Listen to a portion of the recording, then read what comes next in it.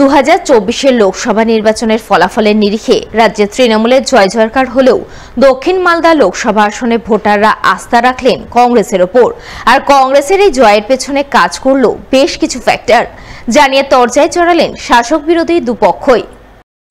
2021-এর বিধানসভা নির্বাচনের আগে পর্যন্ত মালদা ছিল কংগ্রেসের গড়, কিন্তু বিধানসভা নির্বাচনে সেই গড় কার্যত ধূলিসাৎ হয়ে যায়। মালদায় তৃণমূলের জয়জয়কার হয়। তবে 2024-এর লোকসভা নির্বাচনে পুনরায় মালদায় জয় হাসিল করে কংগ্রেস।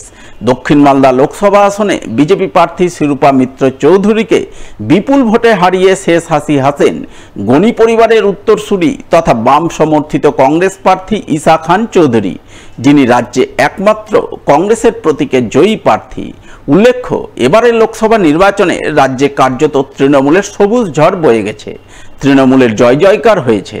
অথচ মালদায়, বিশেষ করে দক্ষিণ মালদায় সেভাবে প্রভাব ফেলতে পারেনি শাসক দল তৃণমূল প্রার্থী শেহনাজ আলী রায়হান জয় পাওয়া তো দুরস্ত, উল্টে তিনি 3 নম্বরে স্থান পেয়েছেন। এখানেই প্রশ্ন উঠতে শুরু করেছে রাজনৈতিক মহলে।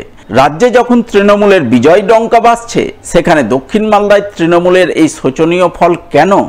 এর উত্তরে ভোটারদের একাংশ জানালেন, মালদা প্রয়াত কংগ্রেস নেতা গনি খান চৌধুরীর জেলা, তাই বরাবরই দক্ষিণ মালদার ভোটাররা কংগ্রেসের উপরেই আস্থা রেখেছেন।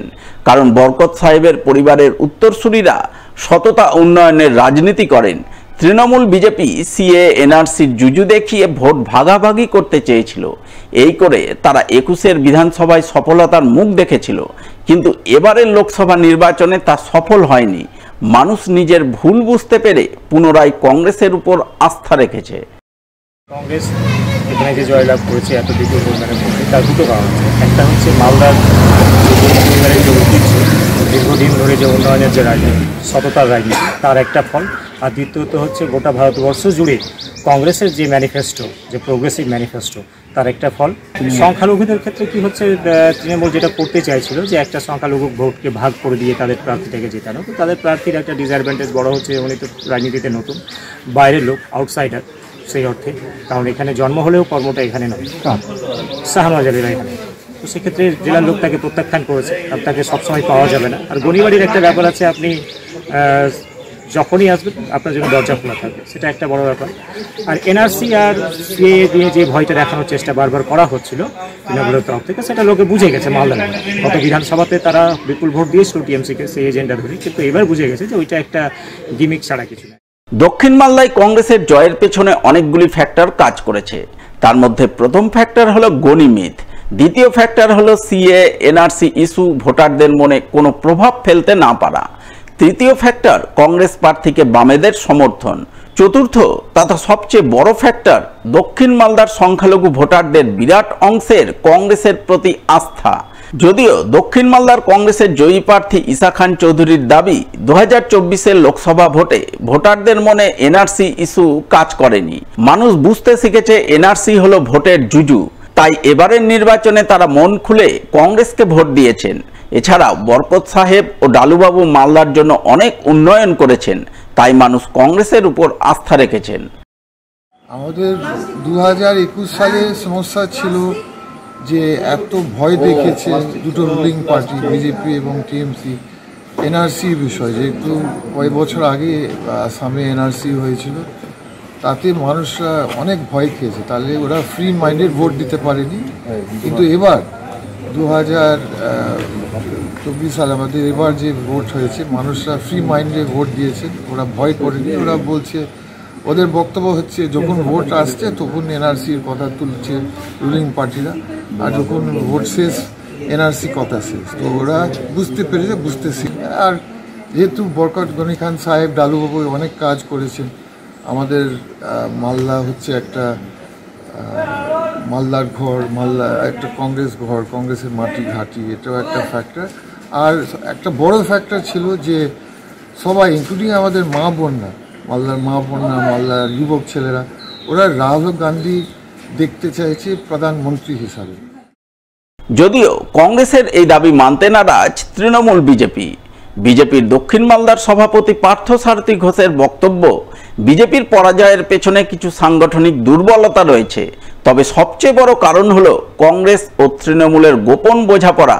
এবং অশুভ আঁতাত, যা ফলাফলে স্পষ্ট হয়েছে। এভাবে তারা ব্যাখ্যা করছে যে ব্যবধানের নিরিখে বাস্তবিক ক্ষেত্রে যদি আমরা ভোটের পর্যালোচনা করি, তাহলে গত যে লোকসভা নির্বাচনের যে বিজেপির প্রাপ্ত ভোট আর এইবারে 2024-এর লোকসভা নির্বাচনে আমরা যা ভোট পেয়েছি, তো সেটাকে প্রত্যাশা মতোই বলা যাবে। আমরা এটা অস্বীকার করে লাভ নেই যে এখানকার 7টা বিধানসভার মধ্যে 4টে বিধানসভাতে আমরা তুলনামূলকভাবে আমাদের সাংগঠনিক দুর্বলতা আছে। সেই দুর্বলতা আমরা যতটা পেরেছি চেষ্টা করেছি, কিন্তু কাটিয়ে উঠতে পারিনি, কিন্তু আমাদের ভোট কোথাও কমেনি। কিন্তু এইখানে পরাজয়ের জন্য আমি বলবো যে গতবার যে 8,000-এর মার্জিন আর এবারে তার ব্যবধান বেশি, তার একটাই কারণ যে এখানকার ফলাফল তারা আগাম অনুমান করেছিল যে গতবার যে পরিস্থিতি ছিল বিজেপি জিতে যাচ্ছিল, এবার কোনোভাবে যাতে বিজেপি না জিতে, তার জন্য তৃণমূল আর কংগ্রেসের যে গোপন আঁতাত, সেই গোপন আঁতাত এই যে ফলাফল থেকে একদম পরিষ্কারভাবে প্রকট হয়েছে। যদিও জেলা তৃণমূলের সাধারণ সম্পাদক নরেন্দ্রনাথ তিওয়ারির দাবি, সারা রাজ্যে সংখ্যালঘু ভোটারদের একটা বড় অংশ তৃণমূলের উপর আস্থা রেখেছে, ব্যতিক্রম শুধু মালদা। এই ব্যর্থতার দায়ভার তাদেরই, কারণ তারা ঠিক মতো মানুষের কাছে পৌঁছতে পারেননি। মানুষের কাছে মুখ্যমন্ত্রী মমতা বন্দ্যোপাধ্যায়ের উন্নয়নের কথা ঠিক মতো তুলে ধরতে পারেননি। দেখুন, এই কথাটা সঠিক না যে সিএ হবে বলে সংখ্যালঘু আমাদের সঙ্গে গতবার ছিল এবার নেই, এই ধারণাটা ভুল। কারণ হচ্ছে সংখ্যালঘুরা আমাদের সঙ্গে আছে না। সারা পশ্চিমবাংলায় আমাদের তৃণমূলের ভালো রেজাল্ট হয়েছে, আপনারা দেখেছেন। আমাদের মালদা জেলায় ব্যতিক্রম হয়েছে। আমি মনে করব যে এটা আমাদের তৃণমূলের যারা নেতৃত্ব মালদা জেলার, আমরা যারা নেতৃত্ব, এটা আমাদের ব্যর্থতা, আমাদের ভুল। আমরা মানুষকে সঠিকভাবে বোঝাতে পারিনি, আমরা মানুষের কাছে সঠিকভাবে পৌঁছাতে পারিনি, আমরা মমতা ব্যানার্জির উন্নয়নের কথা মানুষের কাছে তুলে ধরতে পারিনি, যার জন্য আমাদেরকে এই রেজাল্ট দেখতে হয়েছে। এর জন্য আমি আমাদের জেলার যারা নেতৃত্ব আছেন, জেলার যারা নেতারা আছেন, আমরা ইনক্লুডিং আমিও তার মধ্যে আমাদের ব্যর্থতা। আমরাও নিজেরা যারা আমরা জেলা কমিটিতে আছি, তারা নিজেরা আমরা পর্যালোচনা আলোচনা করবো যে কোথায় আমরা কম পেয়েছি, কেন কম পেয়েছি, সেটাকে আগামী দিনে কিভাবে ঠিক করা যাবে, সেগুলো আমরা নিশ্চয়ই দল ভাববে। লোকসভা নির্বাচনের ফলাফলের নিরিখে রাজ্যে তৃণমূলের অভূতপূর্ব উত্থান হলেও মালদায় মুখ থুবড়ে পড়ল তৃণমূল। মালদার 2টো কেন্দ্রেই ভরাডুবি হল ঘাসফুল শিবিরের। আর এই নিয়ে জেলা তৃণমূল শিবিরে উঠে এলো মিশ্র প্রতিক্রিয়া। কারো কারো গলায় শোনা গেল ক্ষোভ ও অভিমানের সুর। গত 4 জুন ছিল লোকসভা নির্বাচনের ভোট গণনার দিন, আর ওই দিনই রাজ্য জুড়ে বয়ে যায় সবুজ ঝড়। রাজ্যের 42টি লোকসভা আসনের মধ্যে 29টি আসনে বিরাট জয় পায় শাসক দল তৃণমূল। অথচ মালদায় মুখ থুবড়ে পড়ে ঘাসফুল শিবির। মালদার 2টি আসনেই তৃণমূলের ভরাডুবি হয়। উত্তর মালদায় তৃণমূল প্রার্থী প্রসূন ব্যানার্জি বিজেপি প্রার্থী খগেন মুর্মুর কাছে প্রায় 77,000 ভোটে পরাজিত হয়ে দ্বিতীয় স্থান পান। অন্যদিকে দক্ষিণ মালদার তৃণমূল প্রার্থী শেহনাজ আলী রায়হান কংগ্রেস প্রার্থী ঈশা খান চৌধুরীর কাছে লক্ষাধিক ভোটে হেরে তৃতীয় স্থান পান। মালদার সমস্ত বিধানসভাতেই বিরোধীরা তৃণমূলকে পেছনে ফেলে এগিয়ে যায়। এমনকি মালদার 2টি পৌরসভা এলাকাতেও তৃণমূলকে মাত দেয় বিজেপি। সমস্ত ওয়ার্ডেই বিজেপির বিশাল লিড চোখে পড়ে। রাজ্যে তৃণমূলের বিরাট জয়ের আবহে মালদায় তৃণমূলের এহেন শোচনীয় ফলে রাজনৈতিক মহলে জোর চর্চা শুরু হয়। হারের কারণ নিয়ে তৃণমূলের অন্দরেও নানান গুঞ্জন উঠে আসে। এই আবহে জেলা তৃণমূলের সহ সভাপতি বাবলা সরকার হারের কারণ ব্যাখ্যা করতে গিয়ে জানান, জেলা নেতৃত্বের ভুল বা আন্তরিকতার অভাবে মালদায় তৃণমূলের পরাজয় হয়েছে, যা আগামী দিনে শুধরাতে হবে। মালদা জেলাতে আমরা এখানে 8টা এমএলএ, একজন রাজ্যসভার সাংসদ, জেলা পরিষদ, আমাদের 2টো চেয়ারম্যান এবং আমরা কাউন্সিলররা, আমরা কিন্তু এতজন থাকাও পরিষেবা দেওয়া সত্ত্বেও যে কোনো কারণে আমাদের জেলায় যারা আমরা নেতৃত্ব দিই বা জেলা কমিটির যারা নেতৃত্বরা আছে তাদের, বা জেলায় যারা বিভিন্ন পদাধিকার আছে সরকারি, তাদের মনে কোথাও কোনো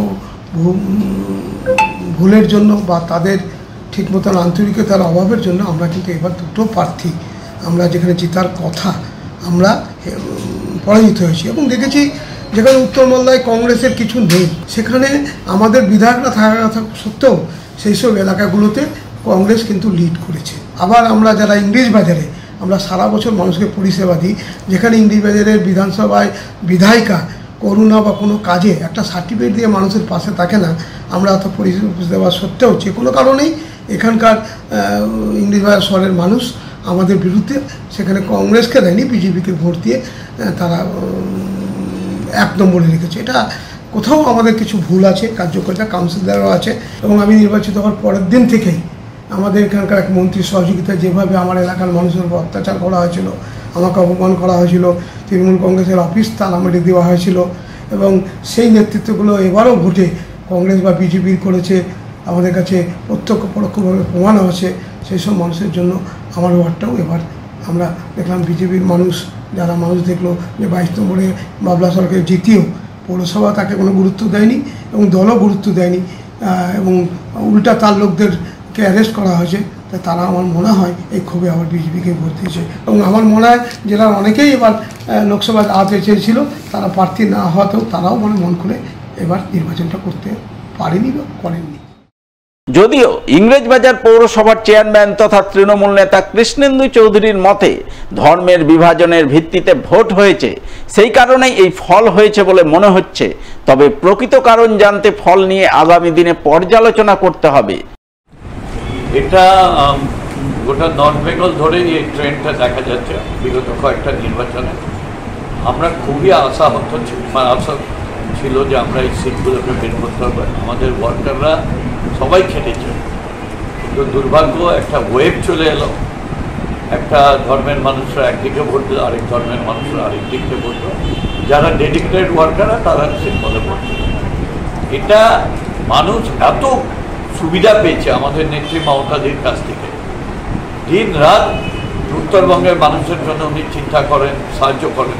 উত্তরবঙ্গের মানুষরা মুখ ফিরিয়ে নিচ্ছে, আর সাউথ বেঙ্গলের মুখরা দুহাত তুলে আশীর্বাদ দিচ্ছে।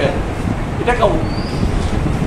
এটা দেখবেন যে রাম মন্দির নিয়ে আজকে এত গর্ব করছিল বিজেপি, সেই ইউপিতে তারা হেরেছে। রাম মন্দির যেখানে আছে ফৈজাদাবাদে সেখানে হেরেছে, আর মালদায় রেজাল্ট আলাদা হচ্ছে। খুবই দুর্ভাগ্যজনক। তৃণমূলের রাজ্যসভার সাংসদ মৌসুম নূরের বক্তব্য, 2021-এর বিধানসভা নির্বাচনে মালদায় তৃণমূলের অভাবনীয় সাফল্য এসেছিল। তারপর হঠাৎ করে 2024-এর লোকসভা নির্বাচনে কেন মালদায় তৃণমূলের ভরাডুবি হলো তা বুঝতে পারছেন না। তবে জেলা নেতৃত্বে ব্যর্থতা অবশ্যই আছে। এই বিষয়ে দলকে রিপোর্ট দেবেন, খারাপ ফলের কারণ নিয়ে পর্যালোচনা করবেন। উত্তর মালদা তো একটা ফেভারেবল সিট। উত্তর মালদা দক্ষিণ মালদা দুটোই আমরা আশা করেছিলাম, যেহেতু 21-এ রেজাল্ট ভালো হয়েছিল, পঞ্চায়েতেও আমরা ভালো রেজাল্ট করেছি। অনেকগুলো আমাদের জেলা পরিষদের মেম্বার, মেজরিটি জেলা পরিষদের মেম্বার আমাদের, পঞ্চায়েত সমিতি আমাদের, গ্রাম পঞ্চায়েতগুলো আমাদের। তো আমরা তো খুব আশা করেছিলাম যে দুটো সিটই আমরা জিতব। তাও এত রেজাল্ট খারাপ হয়েছে, এটা নিয়ে আমাদেরকে ভাবতে হবে অবশ্যই। ক্যান্ডিডেট সিলেকশনে কোনো গোলমাল ছিল? ক্যান্ডিডেট সিলেকশন এটা তো আমি বলতে পারবো না, এটা লিডারশিপ। জেলা নেতৃত্বের ব্যর্থতা আছে কোনো? আমাদের তো নিশ্চয়ই ব্যর্থতা আছে, জেলা নেতৃত্বের ব্যর্থতা তো নিশ্চয়ই আছে, না হলে রেজাল্ট এত খারাপ হবে। আমাদের নেত্রী মমতা বন্দ্যোপাধ্যায় যথেষ্ট কাজ করেছেন, আমাদের দলের নেতা অভিষেক বন্দ্যোপাধ্যায় যথেষ্ট কাজ করেছেন। তারপরেও এতগুলো মিটিং করা হয়েছে, আমাদের সবাইকে বুস্ট আপ করার জন্য এতবার করে মিটিং করেছে। আমাদের নিশ্চয়ই ব্যর্থতা আছে, জেলা নেতৃত্বের ব্যর্থতা তো নিশ্চয়ই আছে। যদি দেখা যায় হেভি ওয়েট যারা আছেন জেলাতে, মন্ত্রী, জেলা সভাপতি, চেয়ারম্যান, প্রত্যেকের বিধানসভাতে হার, এমনকি নিজেদের বুথেও হার, সেটাকে কীভাবে দেখছেন? সেটা দেখুন, অবশ্যই আমরা তো ভালোভাবে দেখছি না। দল ওনাদেরকে দায়িত্ব দিয়েছে, ওনারা লিডারশিপ দিয়েছেন, মন্ত্রী করেছে, বিধানসভায় ওনাদেরকে দায়িত্ব দেওয়া হয়েছে, ওনাদেরকে ডিস্ট্রিক্ট প্রেসিডেন্ট, চেয়ারম্যান করা হয়েছে। তারপরেও এত রেজাল্ট খারাপ কেন? আমরা সারা পশ্চিমবঙ্গে এত ভালো রেজাল্ট, কিন্তু মালদা জেলা এত খারাপ রেজাল্ট কেন? এটা নিয়ে আমরা সবাই খুবই দুঃখিত। দলকে রিপোর্ট দেবেন? নিশ্চয়ই, দলকে তো রিপোর্ট দিতেই হবে, এবং আগামী দিনে আমাদের যদি কিছু হয়ে থাকে সেটা যাতে রেকটিফাই করা হয়, আমি এটাই আশা করি। তবে তৃণমূল শিবির হারের কারণ হিসাবে বিভিন্ন দিকের কথা উল্লেখ করলেও বিরোধীরা তৃণমূলকে খোঁচা দিতে ছাড়েননি। বিরোধী কংগ্রেস ও বিজেপি নেতৃত্বের দাবি, তৃণমূলের দুর্নীতি, তৃণমূল নেতাদের ঔদ্ধত্য হল তৃণমূলের হারের অন্যতম কারণ। বিশেষত শহর যে অঞ্চল, সেই অঞ্চলগুলোতে মানুষ কিন্তু তৃণমূলের উপরে বিক্ষুব্ধ হয়ে আছে। তৃণমূলের বিভিন্ন দুর্নীতি এবং এদের নেতাদের যে আচার ব্যবহার তার উপরে শহরের মানুষ বিরক্ত। স্বাভাবিকভাবে শহরগুলোতে এবং বিশেষ করে ইংলিশ বাজার রোলমাল্লা এই শহর দুটোতে মানুষ তৃণমূলের এগেনস্টে ভোট দিয়েছে এবং সেখানে বিজেপিকে তারা এখানে ভোট দিয়েছে। তৃণমূল দলকে মালদা জেলার সমস্ত স্তরের মানুষ পুরোপুরিভাবে প্রত্যাখ্যান করেছে। তৃণমূল দলের দুর্নীতি, তৃণমূল দলের নেতাদের ঔদ্ধত্য, তাদের মিথ্যাচার, মানুষকে অকারণে হয়রান করা ইত্যাদি কারণে মালদা জেলার মানুষ তৃণমূল দলকে সার্বিকভাবে প্রত্যাখ্যান করেছে। এই নির্বাচনে এটাই হচ্ছে ইতিহাস।